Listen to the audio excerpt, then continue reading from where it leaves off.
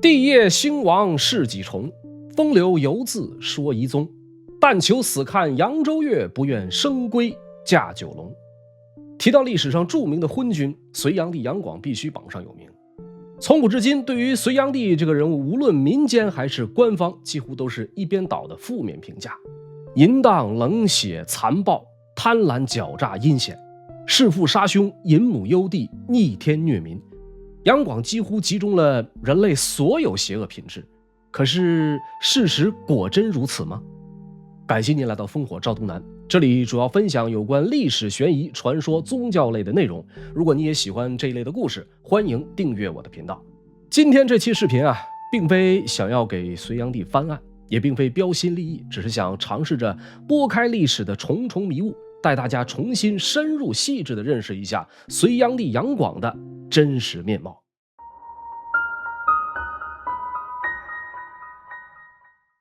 时间来到2013年，江苏扬州的一家房地产开发公司在施工过程中发现了2座千年古墓。根据墓志以及墓中情况鉴定，确认这是隋炀帝杨广和萧皇后最终的埋葬之地。而跨越了1000多年的时间，隋炀帝的遗骨已经腐烂的只剩下2枚牙齿。纵观与杨广同时代的几位人物，前有北齐后主高纬、北周天元皇帝宇文赟以及南陈后主陈叔宝，后有开创贞观之治的千古一帝唐太宗李世民。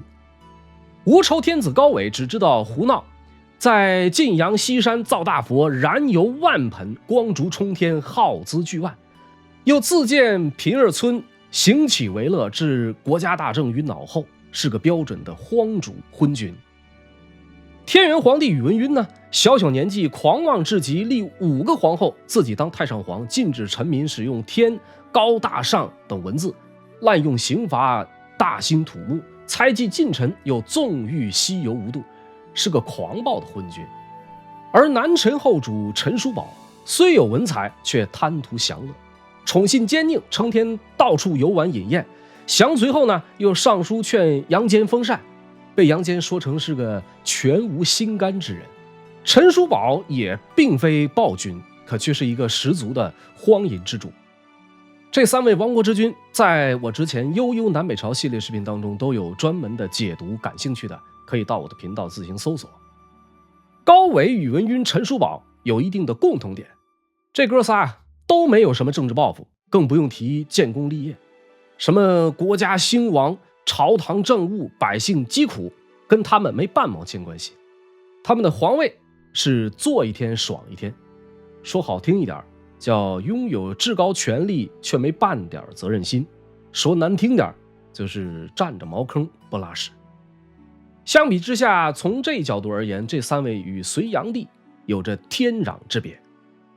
杨广和历史上诸多昏君相比，最大的区别就在于他并非只是一味的只顾自己享乐，无所作为，他十分想干一番大事业，证明自己。因此呢，他把年号定为大业，并且从始至终一直使用这一个年号。杨广与唐太宗李世民有着诸多的相似之处，同样是少年开始就执掌兵权。杨广呢是20岁带兵过江平定南陈，李世民是19岁鼓动他的父亲李渊晋阳起兵，并一直担任南征北战的主力军。同样是次子上位，同样雄心勃勃，登上皇位的路同样充满血腥味。李世民和杨广都是王朝的第2位君主，俩人还是关系很近的亲戚。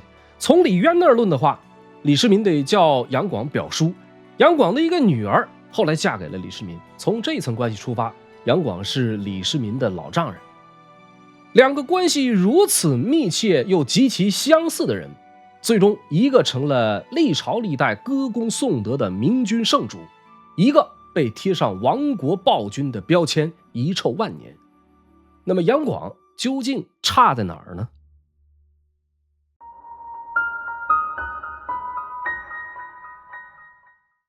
隋文帝开皇20年，杨坚下诏废黜长子杨勇，改立次子晋王杨广为皇太子，以一位王爷一位皇子的身份干掉楚军。你以为是杨广一个人努力的结果吗？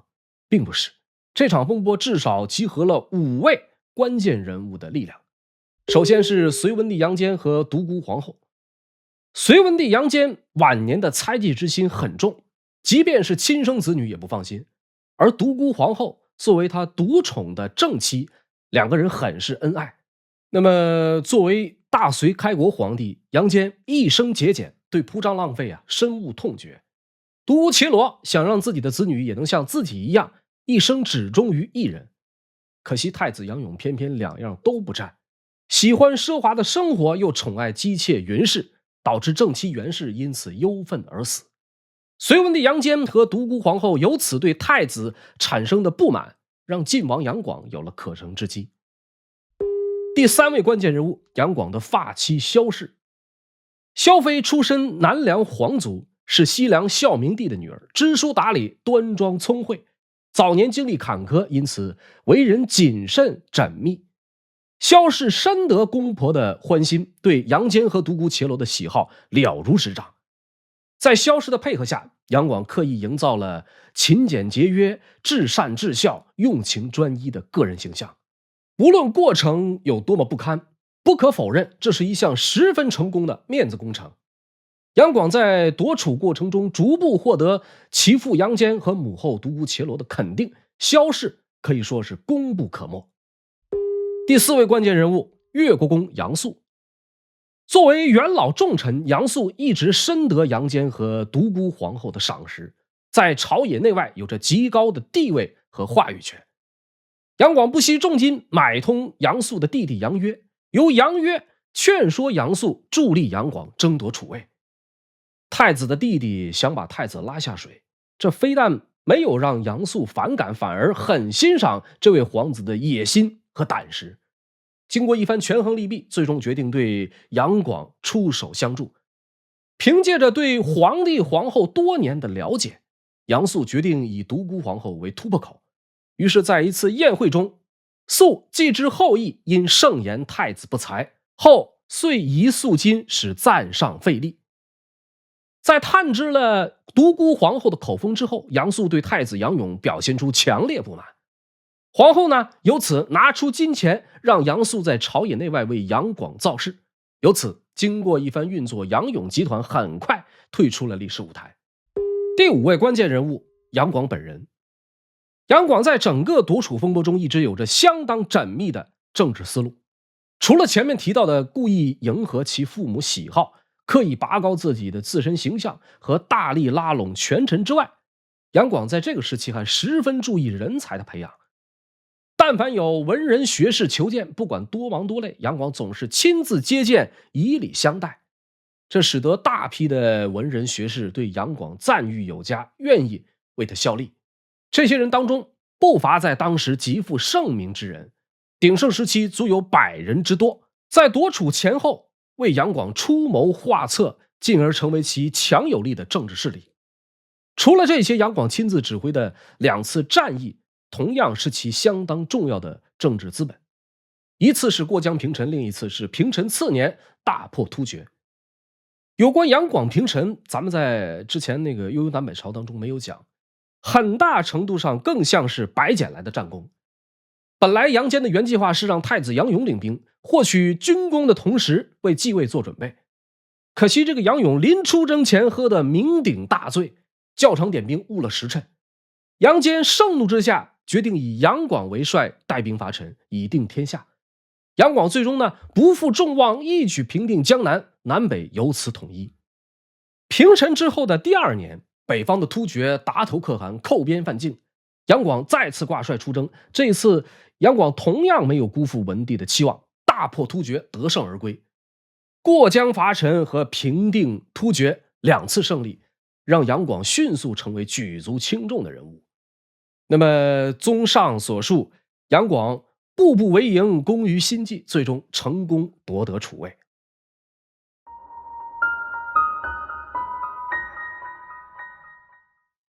在杨广众多的人生污点当中，弑父淫母、杀兄忧弟是比较特殊的存在。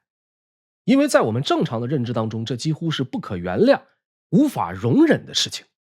按照正史的描写，故事大概是这样的：仁寿4年，也就是公元604年，隋文帝杨坚在仁寿宫病重，太子杨广入宫侍疾，眼看这老爹要不行了，杨广向同在宫中侍疾的杨素请教后事。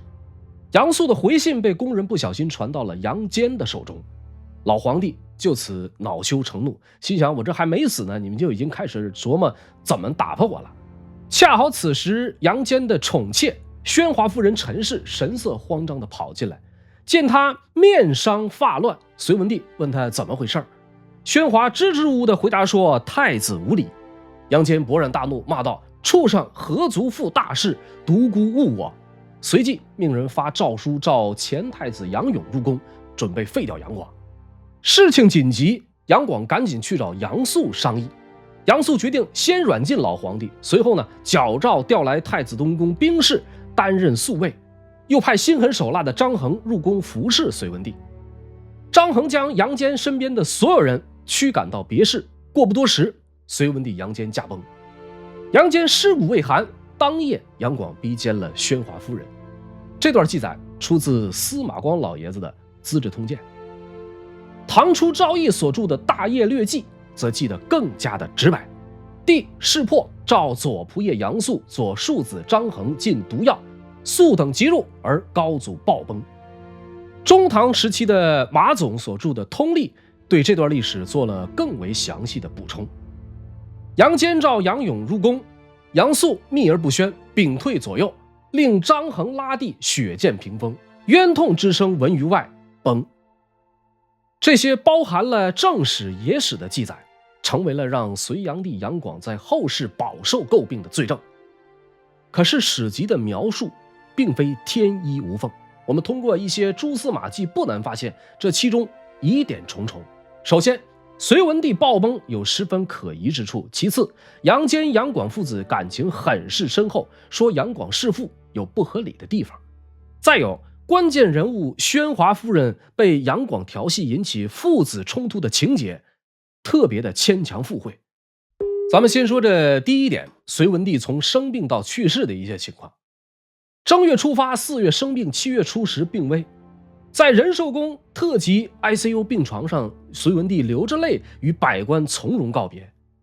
哥们儿先走一步了，老几位你们都消停的啊，别搞事情。7月13，隋文帝杨坚死在了仁寿宫大宝殿。北史隋书当中都有记载，杨坚在遗诏中这样说：古人有言，知臣莫若于君，知子莫若于父。若令永秀得志，共治家国，必当戮辱便于公卿，酷毒流于人数。今恶子孙以为百姓触柄，好子孙足堪负荷大业。这话说的呀，已经很直白了。如果杨勇、杨秀得志，你们这些大臣死了可能都没地方埋。除此外，杨坚还替杨广说了不少好话，但令内外群官同心戮力，以此共治天下，朕虽明目，何所负恨？就连发病的原因，杨坚也毫不避讳。朕今年逾60，不复撑腰，但精力精神一时劳竭，如此之事，本非为身，只欲安养百姓，所以至此。一位年过60的老人，从前独孤皇后在世，约束很严，集万千宠爱于一身，3宫6院美女如云，却只能有贼心没贼胆。结果在独孤死后，耽于女色，房事过度，不过2年就把自己身体折腾垮了。这是杨坚发病的根本原因。对此，不单单遗诏中有所体现，在隋书《独孤皇后传》中也有所提及。杨坚病危之际，曾对身边服侍他的人说：使皇后在，吾不及此。而对于当时还是太子的杨广而言，既然接班登基已经是旦夕之间的事，安静的做个美男子，坐等继位就好了，何苦来非要弑君杀父，冒天下之大不韪呢？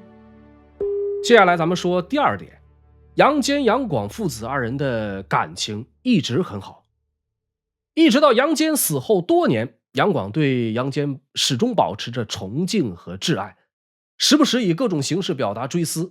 建东都洛阳的同时，起建天津宫，专门供奉文帝衣冠，40制祭。大业3年，又专门为隋文帝单独建庙，张巍巍之德，聊表铮铮之怀。我们可以说杨广这些都是在做表面文章，但是到了大业9年，杨广从辽东返回，途经柏林，触景伤情，说过这样一段话：朕昔从先朝周旋于此，年甫8岁，日月不居，书经3季，追为平息，不可复息。说我8岁那年跟着我父亲来过这里，时间过得太快了，一转眼已经过去36年，我今年已经44岁了。岁月流逝，子欲养而亲不待。话还没说完，杨广已经流涕呜咽，周围的侍从也都被感动得哭了。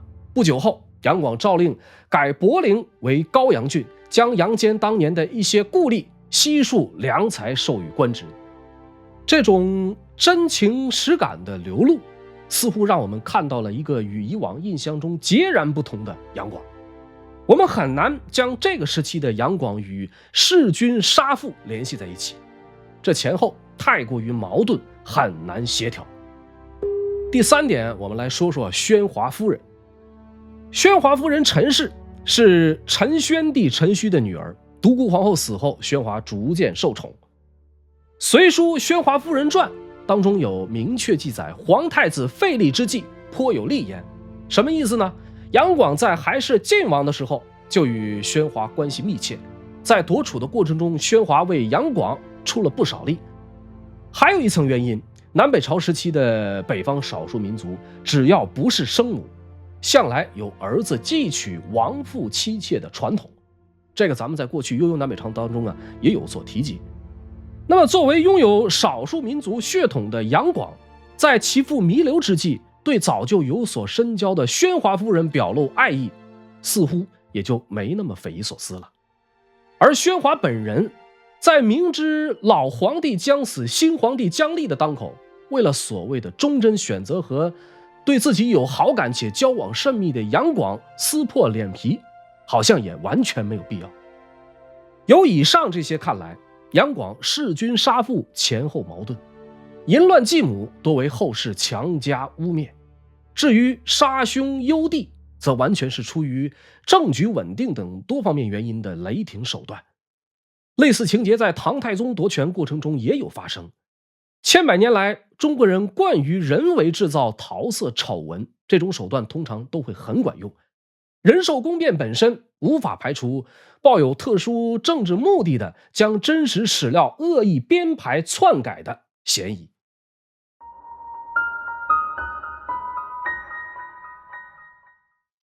隋文帝杨坚代州建隋之后，励精图治，发展生产，顺应民意，在短短20几年间，使得国库充盈，国力强盛。宋代学者马端林曾说：“按古今称国计之富者，莫如隋。”隋炀帝杨广继位之后，一心想干一番大事，创一番大业，于是凭借着老爹积攒的巨大民力和财富，三巡突厥，三辅琉球，西巡河右，大败吐谷浑。其中规模最大、影响最深、后果最为严重的，莫过于三征高句丽。隋与高句丽的纷争由来已久，南下平陈之后，隋文帝曾于开皇17年专门下书对高句丽加以恐吓，以图威逼其臣服。然而高句丽并未慑服于隋的威胁，反而在开皇18年攻入辽西，主动挑起战争。隋文帝调兵30万，水陆并进攻打高句丽，但是因为当时恰逢大雨，运粮困难，水军遭遇风暴，与高句丽交战损失惨重。到了大业8年，隋炀帝杨广吸取了文帝因为军需粮草运输不济而失利的教训，以那条贯通南北的大运河运送钱粮物资。有关大运河，咱们在下一章节重点聊一聊。大业8年2月初9，杨广集结113万兵力，耗200万，每天发一军，分批次向平壤进发，连续40天，所有部队才全部开拔完毕。行进的队伍连绵不断，长达400公里。啥概念呢？第一天出发的这个部队已经过了山海关了，最后一支才刚刚从北京出发。出师规模之盛，前所未有。以至于后世有人称之为捉一个蛤蟆摆了个老虎阵。现在回过头来看，这种说法有一定局限性，但隋炀帝的第一次东征失败的确与其本人指挥不当有密切关系。开战前，杨广下令全军将帅不得擅自做主，任何有关作战决定必须向他本人报告，然后再依令行事。这使得隋军到了战场之后，虽然有100万之众，但是号令迟缓，行动受限。各军将帅在前线的每个决定都要派人迟报远在后方的杨广，得到答复再迟报回营，严重贻误战机的同时，也让高句丽军队有了足够的时间进行重整和反击。隋军抵达辽东城之后，久攻不下，杨广于是改变策略，分兵50万，水陆并进攻打平壤。战线拉得越来越长，孤军深入敌境，后勤补给完全跟不上，最终大败亏输。从路上攻打平壤的30万士卒，最后只回了2700人。第一次征伐高句丽就这样以失败而告终。战败的结果让杨广很没有面子。距离上一次征伐仅仅半年时间，大业9年春，隋炀帝征天下兵，牧民为萧果，急于涿郡，第2次出兵征伐高句丽。这一次隋炀帝允许诸将持有绝对指挥权，隋军的战斗力骤然提升，很快就掌握了战争的主动权，平定高句丽指日可待。可是天不随人愿，杨素的长子杨玄感趁着天下苦役，百姓四乱，隋炀帝本人亲征高句丽后方空虚之际，在晋阳起兵叛乱。一些贵族子弟，如杨雄的儿子杨公道、于世基的儿子于柔、来护儿的儿子来渊、裴运的儿子裴爽、韩擒虎的儿子韩世鄂，先后40余人全部投降了杨玄感。这让杨广惊恐万分，即刻下诏撤军。第2次征伐高句丽就这样半途而废。大业10年，朝野内外已经陷入困境，统治阶级内部矛盾明显，民变四起。可是为了找回颜面，重振雄风，隋炀帝固执己见地下诏3征高句丽。高句丽被杨广无休止的攻伐搞得困敝不堪。当年7月，高丽王高原向隋朝遣使请降，隋炀帝大悦，于是下令班师。结果在杨广回到洛阳之后，征援入朝，援竟不至。杨广自觉被人愚弄，对高原恨之入骨，准备对高句丽继续用兵，只因会天下大乱，遂不可复行。隋炀帝3征高句丽，并非导致大隋亡国最直接的原因，但却让国内阶级矛盾和民族矛盾加剧。加之此前短短6年时间，建东都、挖运河、修驰道、筑长城，进而引发了大规模农民起义、杨玄感起兵，以及后来大业11年杨广再度北巡，被突厥史毕可汗率数十万人围于雁门。我梦江南好，征辽亦偶然，100万雄师经其千里的豪迈一去不复返，俯视众藩，万国来朝的霸气也已成昨日云烟。征辽之后，面对全国各地众多的农民起义，隋炀帝没能及时调整统治策略，又不纳谏言，一意孤行，不顾大臣们的劝阻，南下江都，远离政治中心。正如我们视频开头那首诗当中所描写的那样，但求死看扬州月，不愿生归驾九龙，最终彻底丧失了扭转大隋危局的良机。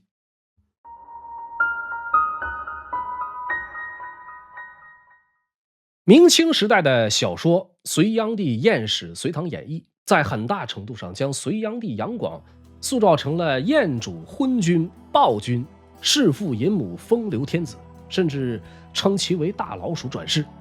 小说中甚至写错杨广被缢杀的年龄，刻意夸大民夫挖河时间，把开河都护麻叔谋描写成了征食小儿3-5千人的恶魔。文学记忆是情绪史，是具有政治倾向性的情感记忆。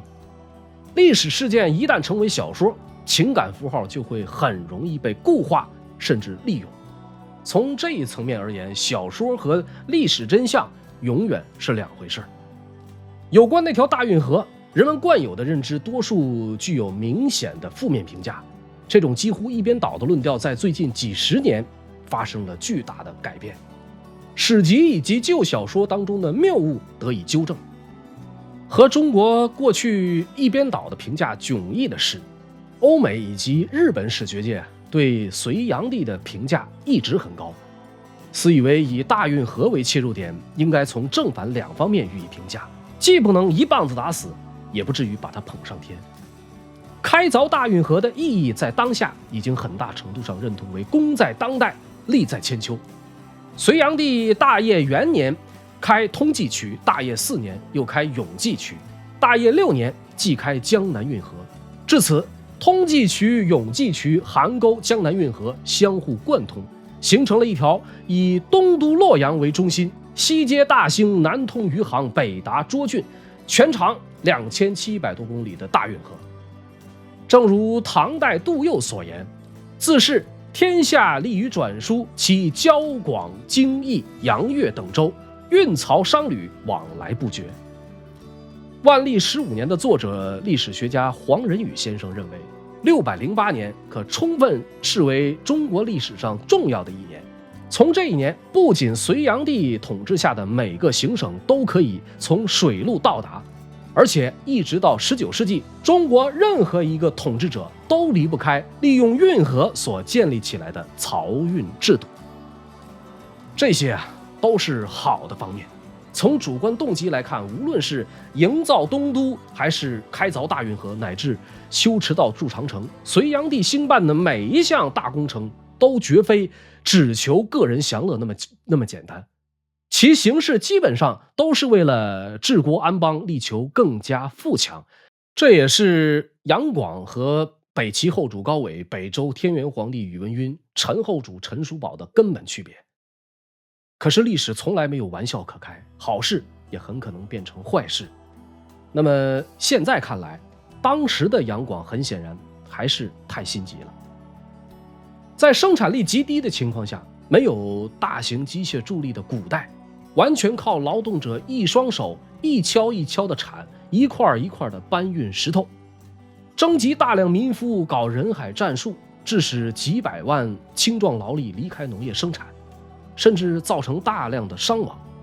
农业是古代社会国之根本，不计成本后果的滥用民力，驱民于水火，亦黔守于死地，无视人民最起码的生存权利，就会产生暴政。隋末天下亡于役的根本就在于此，隋炀帝最大的过失也是这里。